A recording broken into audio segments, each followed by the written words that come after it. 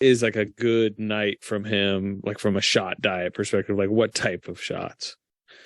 Just open ones. I think our history here has been ball movement. The team, we're either number one in assists or close to it every year.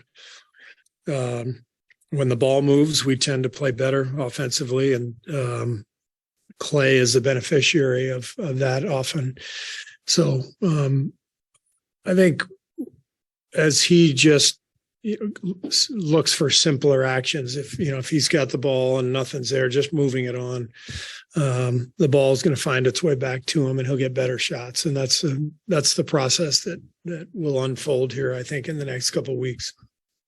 You guys are 5-1 here, 0-8 on the road. 6-1, excuse me. Thank you, Raymond. Yeah, thank you. Sorry. My mistake. I know home court advantage is a real thing, but can you kind of explain like what is different about playing here and why you guys have had more success here? Well, we've had great teams for a while now, and so I'm actually much more interested in why we're not playing well on the road than why we are playing well at home. So I expect to play well at home.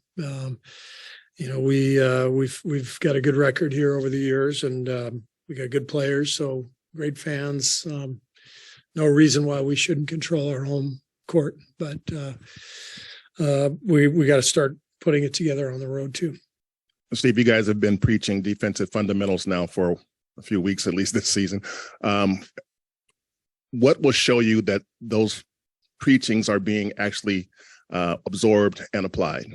Consistency, I think. We had a few good games before the Phoenix one where we kept the fouls down, got back in transition, and it looked like we were doing pretty well. And then the Phoenix game, we fouled like crazy and gave up layups in transition for no good reason, just let people run right past us. So that was a regression. So we need to show consistency and put it together, not just in one quarter or one half or even one game, but multiple games. And the fundamentals have to stay solid.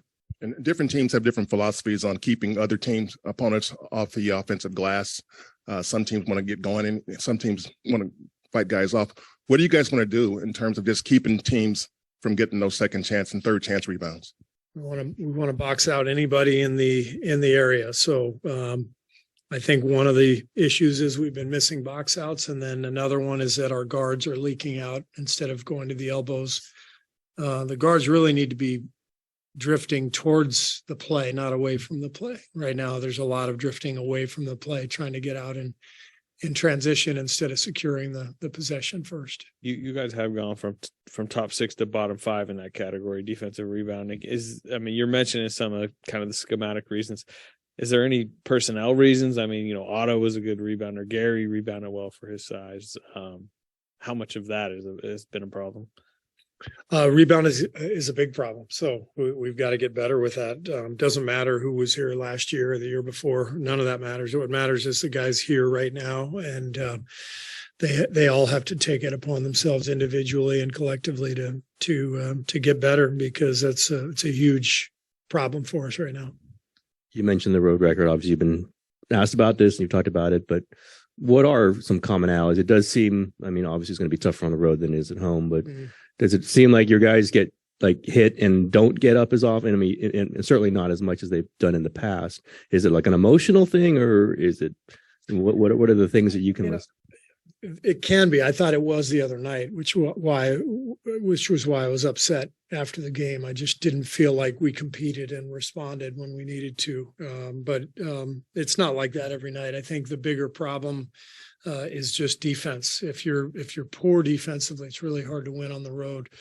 You need to be able to string together stops to get momentum and keep the home crowd out of it. And if you're trading baskets, the other team's feeling good. It's just it's really hard to win that way. So to me, the road record is directly connected to the defense. Coach, looking at tonight's game, what do you see out in New York? Well, they're a big team at every position.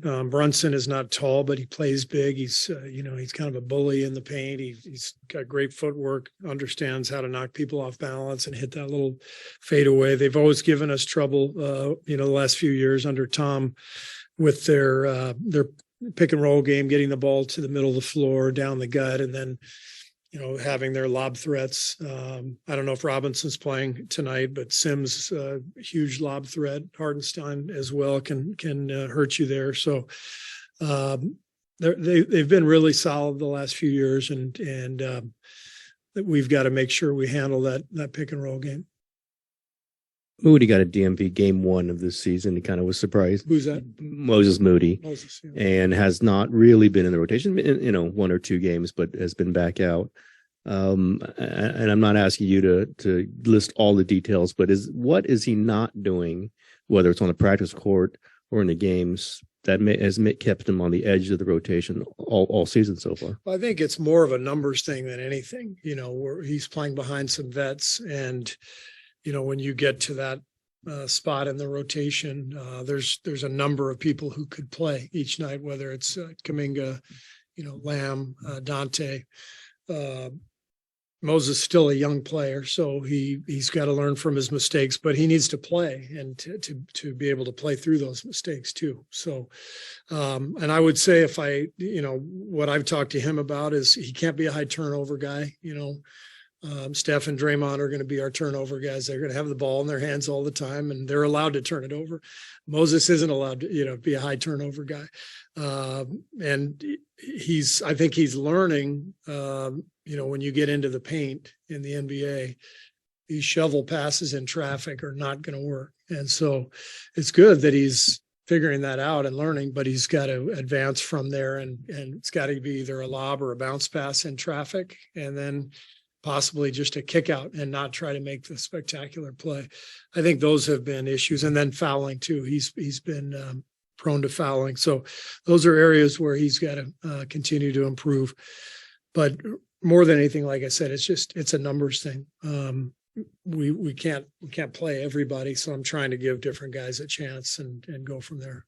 Following up on that, similar to how James wasn't getting the minutes to work through his mistakes, goes down to the G League. Could at some point we see other young guys who aren't in the rotation spend time in Santa Cruz? Yeah, everything is always an option. I mean, there's no plans for that, but the option is always there.